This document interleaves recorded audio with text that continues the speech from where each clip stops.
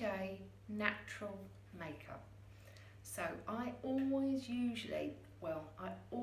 put on a hyaluronic acid or a moisturiser is my first thing, and you know, just a light just a light application is usually good, but it's really important to apply some moisturiser or a hyaluronic acid before you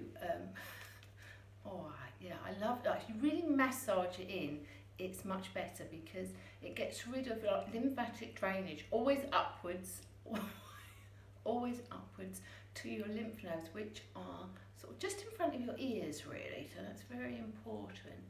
And who else is got dry patches at the moment around their nose? Who else is when they go shopping? As soon as you go shopping, you get a hair in your eye, or your nose itches. So anyway, I'm going to use Huda Beauty foundation. I don't know if anyone knows, but Ryan actually works for Huda. So this is quite a full coverage. Not something I always wear every day, because I'm not really always a full coverage sort of person.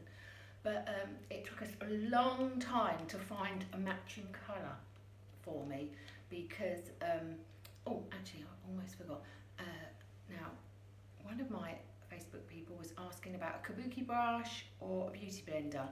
So these are the two different ones that you can use. So this is a kabuki, so you just sort of bump it around really, you know, all around, you just brush it and that. But I actually find a beauty blender much easier, much better. Oh, you know, that itch I was saying about when you get in the Tesco's, never stops. I actually got a really red nose at the moment, so I need lots of foundation around there, because I've been going a bit heavy on the retinoids, because no one's seeing me, you can literally strip that skin off. So look around my nose, it's so red and sore at the moment. Now a good thing to mix, little tip here, is I've got quite a few different ones. I've got a Charlotte Tilbury one, and this is one that was recommended to me by someone called Sabina, and it's got a slight sparkle to it. No one will ever know you've got it on. It's amazing, right? So see, it gives you a nice subtle glow. So you can either mix it in with your foundation, or as I'm doing here, which is just putting some over the top of my foundation, you get, like, see this nice little, very subtle, you wouldn't even know it's there, like a real subtle little gleam. And it's really good when it sits in your wrinkles. It looks amazing. So I think I might put some lippy on now. I don't always do this first, but I think I will. This one again is a Huda one. I usually go for something a bit more natural. Now don't forget your top lip. That's it, nice and natural. Now to overline your lips, you know, everyone's going for this pouty look. Oh, I can't stand it, can you? So I do overdraw my lips just a smidge, and then that's the Huda one that I've got. I mean, it's a nice subtle colour. It goes with lots and lots of things. I am a bit of a pink girl, as you can see at heart, but I've got loads of Huda products. I'm very lucky like that. Ryan gets me loads. Blusher is usually something I always go with a cream butt blusher normally, but for longer wearing is a powder is much better really. But I do love a cream blusher. I've always used a Bobbi Brown one. Now you're best just to keep this in on your sort of just there, yeah, like on your what they call it, apples of your cheeks, and I always just put some on my apples, a little bit on the end of my nose, and sometimes on the end of my chin, because it just warms your face up, especially when you put on a foundation which takes all of the definition out of your face. So I mean, some people go for a very dark colour. This one is a really inexpensive, cheap Morphe blusher palette. I actually got it in Chicago last year. It's got 3 colours in it. It's got a sparkle and that you can go for.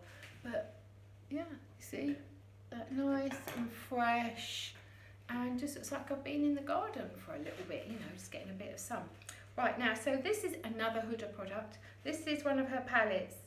Now, you do need to be careful. They're very vibrant colours, so I've gone something subtle. And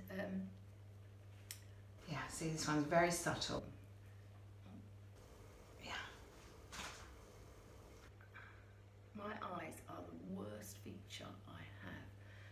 And yeah, see, nice, subtle, nice. This colour is very much the colour. All the Instagrammers are all into Huda and this colour here.